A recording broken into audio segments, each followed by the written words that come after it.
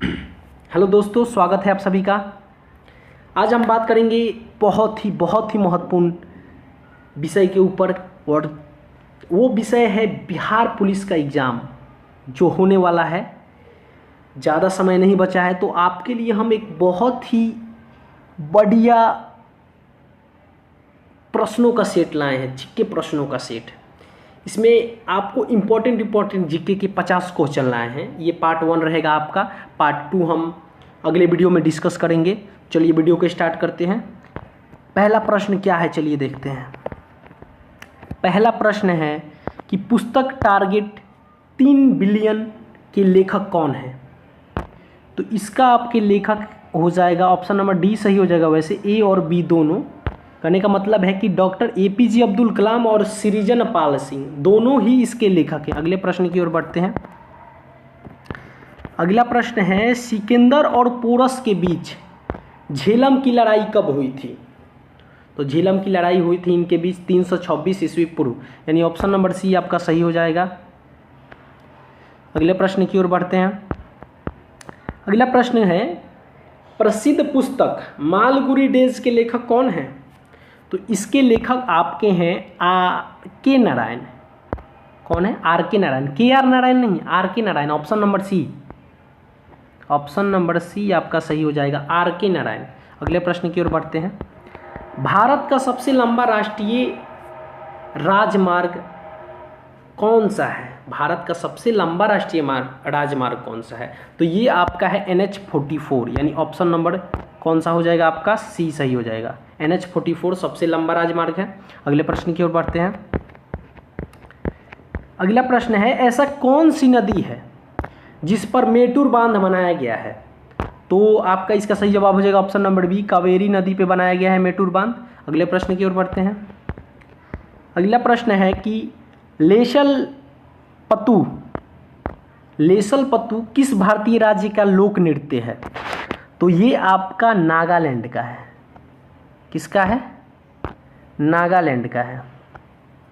और हम आपको बता दें, अगर आप हमारे पिछले वीडियो देखे होंगे तो उसमें हम आपको एक और लोक नृत्य का उसमें क्वेश्चन आया था, तो हम आपको बताए थे कि उसमें कर्नाटक का क्या लोक नृत्य है, हरियाणा का क्या है। चलिए इसमें भी डिस्कस कर लेते हैं।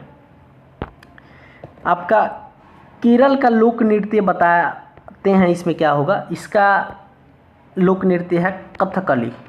क्या है?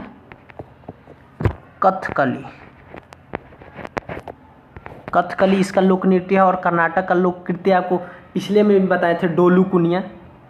फिर इसमें भी बता देते हैं, डोलू कुनिया जो है आपका कर्नाटक का है। और गोवा का भी बता देते हैं, चलिए साथ में ही। गोवा का फुगड़ी, इसका फुगड़ी है। चलिए अगले प्रश्न की ओर बढ़ते हैं। अगला प्रश्न है हमारा कपड़े धोने वाली मशीन किस सिद्धांत पर कार्य करती है। तो इसका आपका सही जवाब हो जाएगा ऑप्शन नंबर ए, अपकेंद्रीकरण पे ये काम करती है। अगले प्रश्न की ओर बढ़ते हैं। नीलम और रूबी किसकी प्राकृतिक किस्में हैं। तो इसका आपका सही जवाब हो जाएगा option number A, aluminium oxide. Option number A, aluminium oxide. चलिए अगले प्रश्न की ओर बढ़ते हैं। अगला प्रश्न है वो कौन सा केवल एक सांप है जो घोंसला बनाता है। केवल वो एकमात्र सांप है जो घोंसला बना के रहता है, वो है किंग कोबरा, यानी ऑप्शन नंबर क्या हो जाएगा आपका, बी सही हो जाएगा। अगले प्रश्न की ओर बढ़ते हैं। अगला प्रश्न है अधिक समय तक कठोर शारीरिक कार्य के बाद जो पेशियां में थकावट आती है वह किसके कारण होती है। जूम कर लेते हैं। ऑक्सीजन की आपूर्ति नहीं, इसका आपका सही जवाब हो जाएगा ऑप्शन नंबर सी, लैक्टिक अम्ल इकट्ठे होने के कारण आपका ये होता है, यानी ऑप्शन नंबर सी हो जाएगा। अगले प्रश्न की ओर बढ़ते हैं। मिंडनाओ की खाई किस महासागर में स्थित है। तो इसका आपका सही जवाब हो जाएगा ऑप्शन नंबर सी, ये आपका आर्कटिक महासागर में स्थित है। इसका आपका ऑप्शन नंबर बी हो जाएगा, प्रशांत महासागर में स्थित है। चलिए अगले प्रश्न की ओर बढ़ते हैं। भारत के बंटवारे की घोषणा किस तारीख को की गई थी। तो भारत की बंटवारे की घोषणा की गई थी 3 जून 1947 को। ये आप न टिक कर दीजिएगा कि 15 अगस्त 1947 को। 15 अगस्त 1947 को देश आज़ाद हुआ था और 14 अगस्त 1947 को पाकिस्तान आज़ाद हुआ था। अगले प्रश्न की ओर बढ़ते हैं। नाना साहेब जो 1857 क्रांति में अंग्रेज के विरुद्ध लड़े कौन थे? तो वो आपको हम बता दें, वो पेशवा बाजीराव द्वितीय के दत्तक पुत्र थे। यानी ऑप्शन नंबर आपका कौन सा हो जाएगा? ऑप्शन नंबर बी हो जाएगा। Option number B right answer हो जाएगा। अगले प्रश्न की ओर बढ़ते हैं। लॉ ऑफ फ्लोटिंग सिद्धांत की खोज किसने की थी? तो इसका खोज आर्किमिडीज किए हैं। यानी आपका सही जवाब क्या हो जाएगा? ऑप्शन नंबर सी।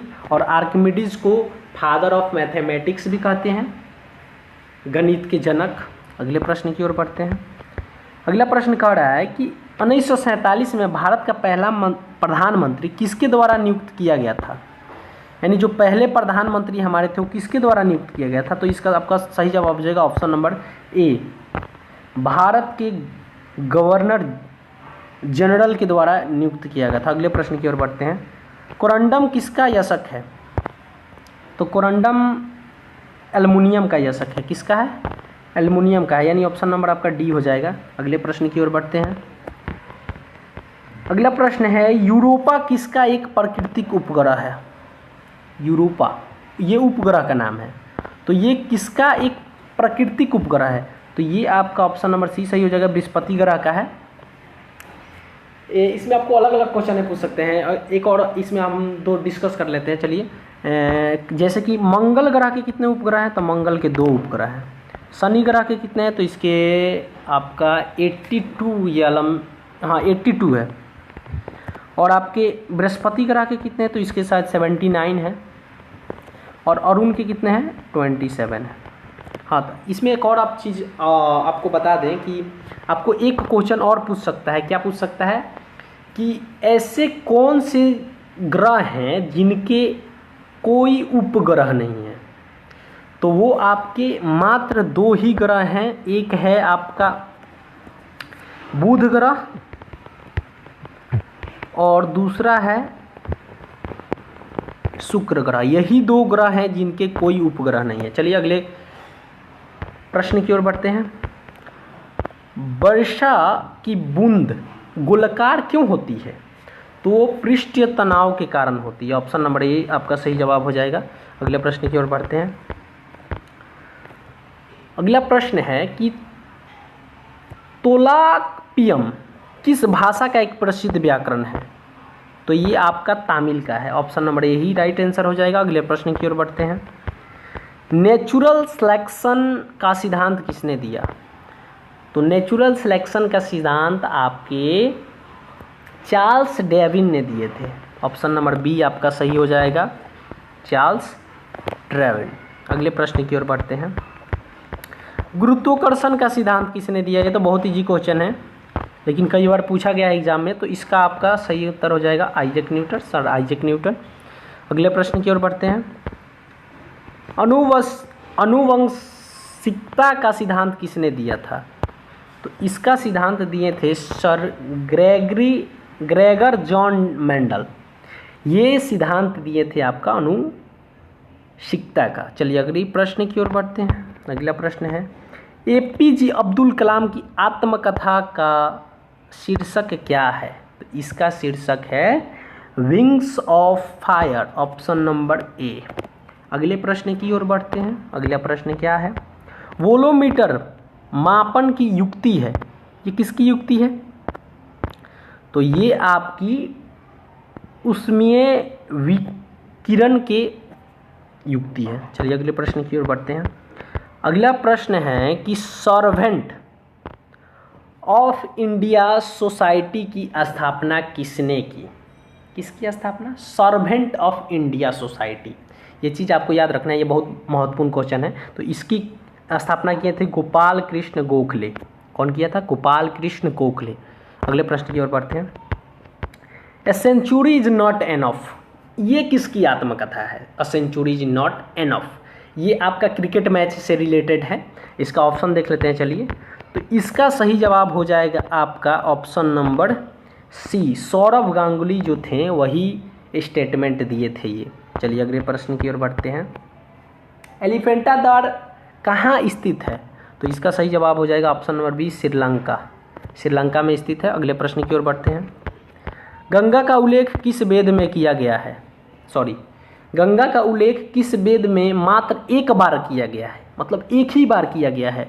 तो वो ऋग्वेद है। ऋग्वेद में ही एक बार किया गया है और सब वेदों में अलग कई बार किया गया। अगले प्रश्न की ओर बढ़ते हैं। अगला प्रश्न है हेमाटाइट और मैग्नेटाइट। हेमाटाइट और मैग्नेटाइट किसके यशक हैं? तो ये आपके लोहे के यशक हैं। किसके हैं? लोहे के यशक हैं। ऑप्शन नंबर ए आपका सही राइट हो जाएगा। चलिए अगले प्रश्न की ओर। दक्षिण का ब्रिटेन किसे कहा जाता है? तो इसका आपका सही हो जाएगा ऑप्शन नंबर डी, न्यूजीलैंड को दक्षिण का ब्रिटेन कहा जाता है। अगले प्रश्न की ओर बढ़ते हैं। सैलीबीज सागर कहाँ स्थित है? तो सैलीबीज सागर आर्कटिक महासागर में स्थित है। ऑप्शन नंबर सी आपका सही हो जाएगा। अगले प्रश्न की ओर बढ़ते हैं। सिरका पानी में कितना प्रतिशत एसटी कमल होता है? तो 5% मात्र होता है, यानी ऑप्शन नंबर डी आपका सही हो जाएगा। अगले प्रश्न की ओर बढ़ते हैं। अगला प्रश्न कह रहा है संविधान सभा के संघ संविधान समिति के अध्यक्ष कौन थे? तो ये आपके हमारे चाचा नेहरू जी थे, यानी जिनको हम लोग प्यार से चाचा नेहरू और पीटी नेहरू भी कहते हैं। आपका ऑप्शन नंबर सी सही हो जाएगा, पंडित जवाहरलाल नेहरू। चलिए अगले प्रश्न की ओर बढ़ते हैं। भारत का पहला परमाणु अनुसाधन रिएक्टर कौन सा है? तो इसका ऑप्शन नंबर ए सही हो जाएगा, अप्सरा। अगले प्रश्न की ओर बढ़ते हैं। क्या है अगला प्रश्न देखते हैं। सरस्वती का उल्लेख किस वेद में बार बार किया गया है? तो ये इसका भी आंसर ऋग्वेद होगा। पिछले क्वेश्चन आया था उसमें भी ऋग्वेद था। उसमें क्या था आपका क्वेश्चन कि क्या क्वेश्चन था कि आपका ये क्वेश्चन था गंगा का उल्लेख किस वेद में एक बार किया गया था, और यहाँ पे क्वेश्चन है सरस्वती का उल्लेख किस वेद में बार बार किया गया। तो ऋग्वेद ही आपका यहीं पे भी सही जवाब हो जाएगा। अगले प्रश्न की ओर बढ़ते हैं। मानव शरीर का सबसे कठोर पदार्थ कौन सा है? तो दांत जो होता है ना वो सबसे कठोर पदार्थ हो जाएगा, यानी ऑप्शन नंबर बी आपका सही हो जाएगा। इनेबल भी कहते हैं, दंतवलक। अगले प्रश्न की ओर बढ़ते हैं। इक्राइन ग्रंथ का प्रमुख कार्य क्या है? तो इसका प्रमुख कार्य है पसीना उत्पन्न करना। ऑप्शन नंबर सी आपका राइट आंसर हो जाएगा। अगले प्रश्न की ओर बढ़ते हैं। अगला प्रश्न है भारत के वर्तमान राष्ट्रीय ध्वज का डिजाइन किसने तैयार किया, यानी हमारे जो नेशनल फ्लैग है उसका डिजाइन कौन किया? तो उसका डिजाइन किया है हमारे पिंगली वेंकैया। ऑप्शन नंबर बी आपका राइट आंसर हो जाएगा। अगले प्रश्न की ओर बढ़ते हैं। इंटरनेट एक्सप्लोरर क्या है? इंटरनेट एक्सप्लोरर क्या होता है? आप सभी जानते होंगे, मोबाइल यूज करते हैं। तो इंटरनेट एक्सप्लोरर एक वेब ब्राउज़र होता है। ऑप्शन नंबर डी आपका राइट आंसर हो जाएगा। अगले प्रश्न की ओर बढ़ते हैं। इसको थोड़ा छोटा कर लेते हैं, पूरा प्रश्न नहीं दिखाई दे रहा है। चलिए, राष्ट्रपति द्वारा जारी अध्यादेश संसद के सत्र शुरू होने के बाद कितने समय तक लागू रहता है? जूम कर लेते हैं। तो ये आपको 6 सप्ताह तक ही रहता है मात्र। इसका ऑप्शन नंबर बी हो जाएगा राइट आंसर। अगले प्रश्न की ओर बढ़ते हैं। विश्व का सबसे बड़ा प्रायद्वीप कौन सा है? तो इसका आपका सही जवाब हो जाएगा ऑप्शन नंबर डी, अरब प्रायद्वीप। अगले प्रश्न की ओर बढ़ते हैं। OCR का अर्थ क्या है? OCR का अर्थ क्या है? ऑप्शन देख लिए, यहाँ पे ऑप्शन आप लोगों को दिया गया है। तो इसका आपका सही जवाब हो जाएगा option number A, optical character recognition. यही आपका राइट आंसर होगा। OCR मीन्स होता है ये। अगले प्रश्न की ओर बढ़ते हैं। समय का अध्ययन क्या कहलाता है? तो समय का अध्ययन को होरोलॉजी कहा जाता है। क्या कहा जाता है? होरोलॉजी। चलिए, इसमें एक हिस्टोलॉजी दिया है। तो हिस्टोलॉजी क्या होता है? तो हिस्टोलॉजी अगर आप टिश्यू के अध्ययन कर रहे हैं, टिश्यू ऊतक जिसको बोलते हैं हिंदी में, क्या बोलते हैं? टिश्यू। अगर आप टिश्यू की अध्ययन करते हैं तो आपको उसको हिस्टोलॉजी कहेंगे। और न्यूमरोलॉजी क्या होता है, ये आपका नंबर, इसको हिंदी में संख्या बोला जाता है। अगर आप संख्या की अध्ययन करते हैं तो आपको ये न्यूमरोलॉजी कहा जाए। और ये पीरियोडोलॉजी क्या है, तो पीरियोडोलॉजी अगर आप फर्न या क्या बोलते हैं पौधे की अध्ययन करते हैं तो क्या बोला जाएगा, पीरियोडोलॉजी बोला जाएगा। तो आपको ये कई प्रकारों से पूछ सकता है, जरूरी नहीं है पूछेगा कि समय का अध्ययन क्या कहलाता है, ये भी पूछ सकता है कि टिश्यू का अध्ययन क्या कहलाता है, ये भी पूछ सकता है कि संख्या का अध्ययन क्या कहलाता है, ये भी पूछ सकता है कि पेड़ पौधे का अध्ययन को क्या कहलाता है। अलग अलग प्रश्न पूछ सकते हैं। चलिए अगले प्रश्न की ओर बढ़ते हैं। लंदन में इंडिया हाउस की स्थापना किसने की, तो इसका सही जवाब हो जाएगा ऑप्शन नंबर सी, श्याम जी कृष्ण वर्मा किए थे। अगले प्रश्न की ओर बढ़ते हैं। ग्रामीण प्रशासन के लिए कौन सा राजवंश प्रसिद्ध था, तो वो आपका था चोल, बी आपका ऑप्शन नंबर सही हो जाएगा। अगले प्रश्न की ओर बढ़ते हैं। कौन जिम्मेदार है गन्ने की लाल शरण के लिए, गन्ने की लाल शरण के लिए कौन जिम्मेदार है, तो ये आपका ऑप्शन नंबर बी राइट हो जाएगा, सर्कोस्पोरा प्रासोपेट। क्या, सर्कोस्पोरा प्रासोपेट, इसका प्रोनाउंसिएशन अलग है, थोड़ा ध्यान दीजिएगा इस पे। अगले प्रश्न की ओर बढ़ते हैं। मैला आंचल के लेखक कौन है, तो इसके लेखक हैं आपका Phanishwar Nath Renu, option number B. अगले प्रश्न की ओर बढ़ते हैं। अगला प्रश्न क्या है, लाल रक्त कण आरबीसी जो होता है रेड ब्लड सेल, उसका जीवन काल कितने दिन का होता है, तो ये आप सभी को पता होगा, क्लास 9th में 10th में पढ़े होंगे। इसका जीवन काल होता है आपके 120 दिन तक, 20 से 120 दिन तक। देखिए आपको इसमें अगर ध्यान नहीं दीजिएगा, आप केवल 120 दिन याद रखिएगा तो नहीं होगा, क्योंकि इसमें आपका ऑप्शन में 80 से 120 दिन भी दिया है, 100 से भी 120 दिन दिया है। तो आपको ध्यान रखना है, क्या ध्यान रखना है कि इसका होता है 20 से 120 दिन तक, 20 से 120 दिन तक, ये चीज़ को आपको ध्यान रखना है, ये नहीं केवल याद कर लिए 120 दिन तक। चलिए अगले प्रश्न की ओर बढ़ते हैं।